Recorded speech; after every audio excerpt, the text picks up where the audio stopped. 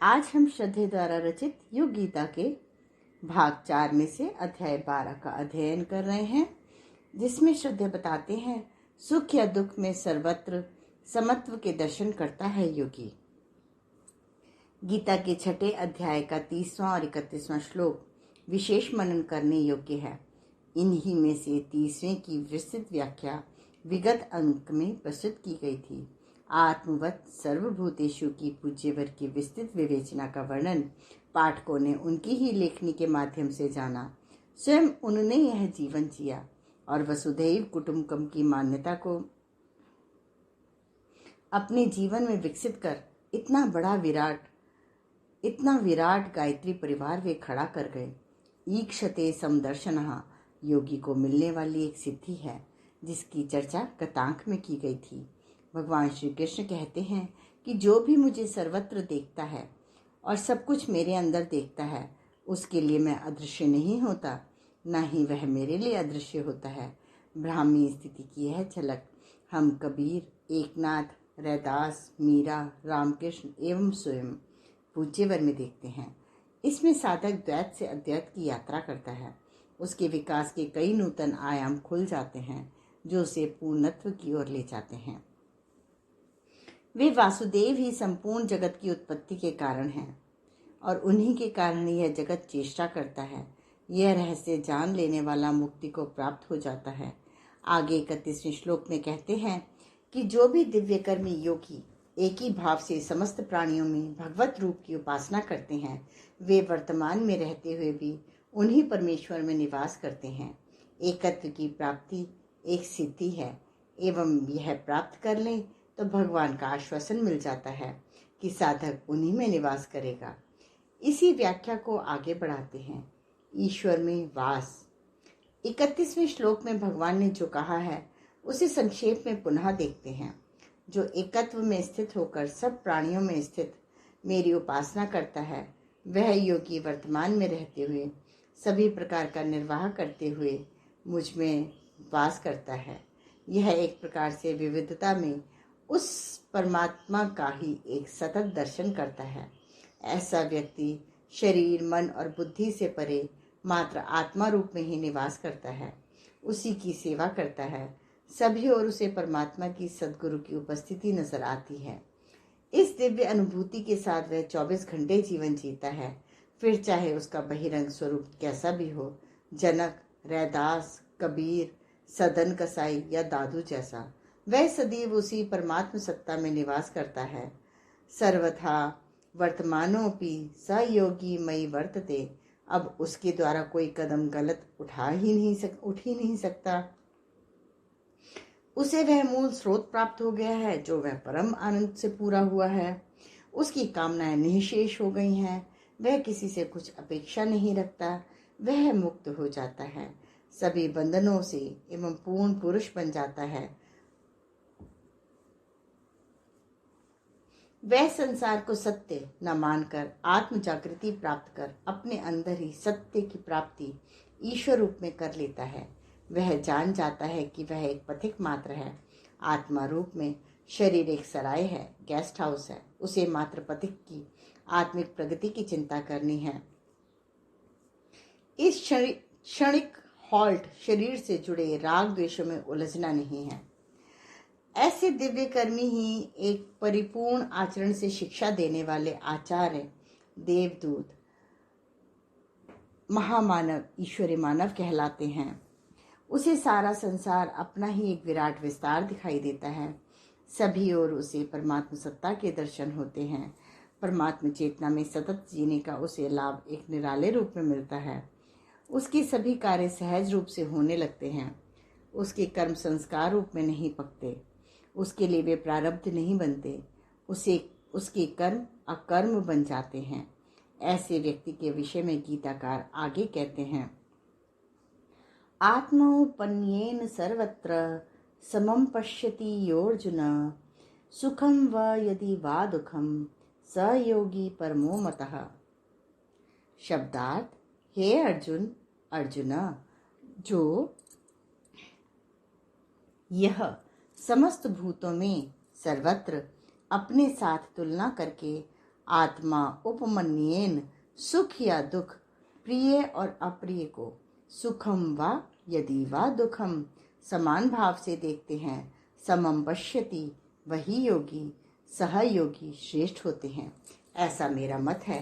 परमहमतः भावार्थ, हे अर्जुन, जो योगी अपनी भांति अपनी आत्मदृष्टि से सुख अथवा दुख में सर्वत्र समत्व के ही दर्शन करता है, सभी को समभाव से देखता है, वह योगी परम श्रेष्ठ माना गया है। योग की पराकाष्ठा। यहाँ एक बात भली भांति समझने योग्य है। जिस योगी ने आत्मा के तत्व रूप में एकत्व का भाव समझ लिया, उसके लिए सारा संसार उसके निज का विस्तार मात्र हो जाता है। सबके सुख दुख उसके अपने सुख दुख हो जाते हैं। हमारे किसी भी शरीर के अंग में होने वाली पीड़ा हमें अनुभव होती है, हमारी अपनी लगती है, हम उससे प्रभावित होते हैं। इसी तरह आत्मज्ञानी दिव्य कर्मी जिस ज्ञान अवस्था में पहुंच जाता है, उसमें सारे संसार को वह अपने विराट प्रेम के घेरे में बांधकर उनका हिस्सेदार बन जाता है। गीता का यह भाग योगी की पराकाष्ठा की स्थिति का द्योतक है, जिसमें वह उस महात्मा के सदृश दिखाई पड़ता है जिसने सर्वव्यापी आत्मा को अपनी वास्तविक आत्मा के रूप में अनुभव कर लिया है। ध्यान के सर्वोच्च शिखर पर पहुंचा योगी सचमुच इस पृथ्वी पर ईश्वरीय मानव बन जाता है।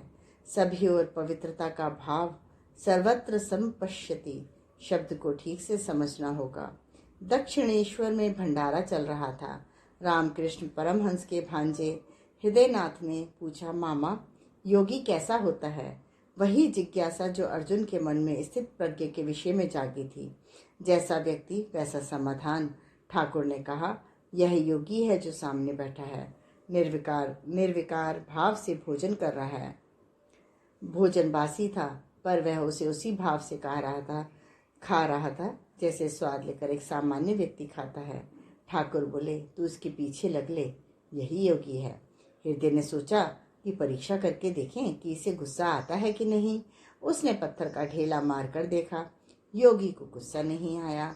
अब हृदय ने योगी से पूछा कि ज्ञान कैसे प्राप्त होता है, कहाँ से प्राप्त होता है। योगी उसकी मन स्थिति को जानता था। उसने कहा, तुझे क्या लेना देना ज्ञान से, फिर भी समझ ले, जब गंगा जल के पानी और नाली के पानी में कोई अंतर न दिखाई दे, तब आदमी योगी बन जाता है। यह भाव की उच्चतम स्थिति है। सभी ओर एक जैसा पवित्रता का भाव दिखाई देना। पंच तत्वों को भेद कर चेतना जब इस स्थिति में आकर आत्मा में प्रतिष्ठित हो जाती है, तब वह योगी व्यक्ति योगी कहलाता है। गीताकार का श्लोक क्रमांक 30 और 31 में एक ही निर्देश है कि मुक्त योगी के लिए एकमात्र विधान यही है कि वह भगवान में रहे, भगवान से प्रेम करे, सब प्राणियों के साथ एकत्व स्थापित कर ले। योगी का लौकिक प्रेम तब आध्यात्मिक प्रेम में बदल जाता है और उसे इंद्रियानुभव की तुलना में आत्मानुभव होने लगता है। यह प्रेम दिव्य होता है और ईश्वर प्रेम की नींव पर प्रतिष्ठित होता है। यह अनुभूति उसे निर्भय बना देती है। तब उसे भगवत रूप दिखाई देने लगता है। वह ना तो किसी पदार्थ को नापसंद करता है, किसी से घृणा नहीं करता, बल्कि जगत में भगवान से और भगवान में जगत से प्रेम करने लगता है। सुख या दुख सभी में संभाव। आत्मदर्शन की समता की स्थिति में योगी कैसा होता है, इस बात को भगवान समझाते हुए कहते हैं कि वह सब कुछ संभाव से देखता है, चाहे सुख हो या दुख। ऐसा ही साधक परम योगी होता है। वह सब में अपनी आत्मा को, सब में ईश्वर को देखता है और इन सभी के बाह्य रूपों से क्षुब्ध या मुग्ध ना होकर करुणा से द्रवित हो उनका दुख दूर करने का उपाय सोचता है। सब प्राणियों के कल्याण में स्वयं को लगाने, लोगों को आध्यात्मिक आनंद की पराकाष्ठा तक पहुंचाने में, संपूर्ण समाज को आध्यात्मिकता की ओर अग्रसर करने के काम में प्रवृत्त होकर वह आजीवन स्वयं को लगाए रखता है। अपने जीवन को वह दिव्य जीवन बना लेता है। श्री अरविंद कहते हैं कि ऐसे व्यक्तियों के विषय में ही कहा जाता है कि उन्होंने स्वर्ग को जीत लिया है। परम पूज्य गुरुदेव पंडित श्री राम शर्मा आचार्य जी एवं ठाकुर श्री राम कृष्ण परमहंस जी का जीवन ऐसा ही कहा जा सकता है। दोनों ने जीवन भर तप किया, स्वयं सबिधा की तरह जले और परहितार्थाय औरों के दुखों को मिटाने हेतु स्वयं को नियोजित किया। वे किसी के ऐश्वर्य से प्रभावित हुए बिना अथवा उसकी द्रवितकरण स्थिति से अप्रभावित रह कर्म करते रहे और त्रिगुणात्मिका माया के सब कर्मों की ओर स्थिर होकर देखते रहे। उद्देश्य उनका एक ही रहा, अपनी ही भांति संपूर्ण प्राणियों में एक ही परमात्मा को देखना और उन्हें लक्ष्य तक पहुंचाना। यही कारण है कि रामकृष्ण मिशन आज ठाकुर के महाप्रयाण के 120 वर्ष बाद भी एवं पूज्यवर का गायत्री परिवार उनके अवतरण के 100 वर्ष पूरे होते होते उनके सूक्ष्म और कारण स्तर तक वही कार्य सतत करता चला आ रहा है, लाखों करोड़ों को आध्यात्मिक जीवन की ओर पवित्र करता आ रहा है। भगवत्ता के साथ ऐक्य। छठे अध्याय की इस पराकाष्ठा पर पहुंचकर भगवान व्यक्ति को योग की पराकाष्ठा के रूप में स्थापित करते हैं। सर्वभूत स्थितम यो माम भजत्येक त्वमास्थितः, जो सब में स्थित भगवान से प्रेम करता है और जिसकी आत्मा सदा सर्वदा भगवत्ता के भाव से उनमें प्रतिष्ठित है, वह चाहे जैसे भी रहें, कर्म करें, भगवान में ही रहता है और कर्म करता है। भगवान के साथ ऐक्य स्थापित करने की बात समझाना ही योगेश्वर का एकमात्र लक्ष्य है। एवं इस आत्मसंयम योग रूपी अध्याय में उसे वे ठोक बजाकर स्थापित करके अंतिम श्लोक में कह भी देते हैं, तस्माद योगी भवार्जुन। यही भागवत रहस्य है जो गीताकार कहना चाह रहा है और इसी के लिए ज्ञान, कर्म, तर्म, तप, आत्मसंयम आदि उपाय बताए गए हैं। यह बात बड़ी गहराई से समझ लेनी चाहिए कि विश्व के साथ एकात्मकता का ज्ञान होना बड़ी दुर्लभ अवस्था है। ऐसी अवस्था पर पहुंचने पर ऐसे महायोगी केवल विश्व भर के मनुष्यों के ही नहीं, सभी प्राणियों के सुख दुखों का अनुभव अपने अंदर करते हैं और सबके सुख दुखों के साथ स्वयं को जोड़े भी रहते हैं। दूसरे के पैर में कांटा चुभा तो भी योगी अपने अंदर में उस क्लेश को अनुभव करता है। तब ठाकुर रामकृष्ण परमहंस नाव वाले को चांटा मारे जाने पर उंगलियों के निशान अपने गाल पर अनुभव करते हैं। आचार्य श्री राम शर्मा जी अपने भक्त की टांगे का पहिया गुजर जाने पर उसका दर्द अपनी जांघों पर महसूस करते हैं और उनके उस स्थान पर नीले निशान भी पड़ जाते हैं। संत ज्ञानेश्वर भैंसे पर मार पड़ती देख उसकी पीड़ा अपने ऊपर अनुभव कर उपस्थित पंडित समुदाय के समक्ष उसी से वेदों का उपदेश भी कहला देते हैं। यही विश्व प्रेम आत्मस्वरूप ब्रह्म का सब भूतों में दर्शन रूपी ब्रह्म ज्ञान है। यही है अहम ब्रह्मास्मि का भाव, जो योगी के स्वर में मुखरित ही नहीं होता, मूर्तिमान होता भी दिखाई देता है। विश्व प्रेम आत्मा का विस्तार। स्वामी विवेकानंद ने कहा है, जत उच्च तो मार हृदय ततो दुख जानियो निश्चय। अर्थात जितना ऊंचा तुम्हारा मन हृदय होगा, लोगों के दुख से तुम्हें उतना ही दुख भोगना होगा। तभी तो स्वामी जी सुदूर फिजी के समीप द्वीप में घटे घटनाक्रम ज्वालामुखी विस्फोट से प्रभावित हो रात्रि भर बेचैनी से टहलते रहते हैं। वह उसकी पूर्व सूचना सभी शिष्यों को दे देते हैं। ऐसी मुक्तात्माएं संसार के समस्त दुखों का स्पंदन अपने अंदर अनुभव करती हैं। वे अपना सारा जीवन उनकी निवृत्ति हेतु अर्पित कर देती हैं। यह बाहरी प्रेम ही विश्व प्रेम है, जीव सेवा है, आत्मानंद का विस्तार है। ठाकुर के जीवन के प्रसंग। ठाकुर श्री रामकृष्ण देव के जीवन में ऐसे कई घटनाक्रम देखे जा सकते हैं। वे काशी यात्रा पर थे। मार्ग में वैद्यनाथ धाम जाते हुए अकाल से पीड़ित सैकड़ों नर नारी कंकाल रूप में उन्होंने देखे। रानी रासमणि के दामाद मथुरानाथ बाबू से उन्होंने रोक कर कहा, इन्हें भरपेट खिलाओ, नए वस्त्र दो, सिर पर तेल दो, यही सच्ची तीर्थ सेवा है। मथुरा बाबू ने बीच में टोका, बाबा तीर्थ में अनेक खर्च हैं, इतने सारे आदमियों को खिलाने पिलाने में तो सारा 7 का रुपया खर्च हो जाएगा।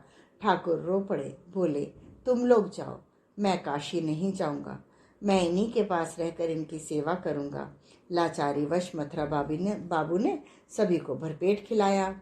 जैसा रामकृष्ण चाहते थे वैसा किया।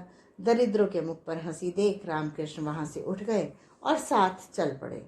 विश्व भर को अपनी आत्मा के रूप में देखना यही है। औरों के दुख से विचलित हो दुख अनुभव करना यही है। इसी तरह एक बार श्री ठाकुर ने देखा, एक पतंगा उड़ता आया। उसके मल द्वार में तिनका बंधा था। उसे देखकर वे काफी देर तक वेदना से अधीर बने रहे। दक्षिणेश्वर की काली बाड़ी के बगीचे में लगी नई धूप पर से एक व्यक्ति पैदल चला आ रहा था। देखकर ठाकुर असह्य यंत्रणा अनुभव करने लगे। बाद में वे बोले, देखो, छाती पर से कोई मनुष्य चला जाए तो जैसी तीव्र वेदना की अनुभूति होती है, वैसा ही दर्द मैंने आज अनुभव किया था।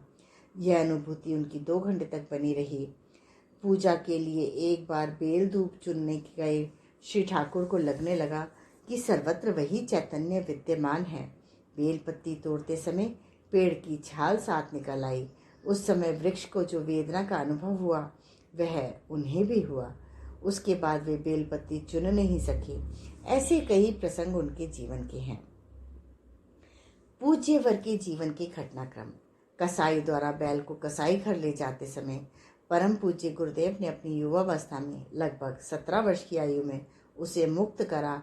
अन्य बैल न होने की विवशता में खुद हल में दूसरे के स्थान पर जुतकर लगभग 20 मील दूर आश्रित गृह पहुंचाया था, जहां उसके प्राणों की रक्षा हो गई।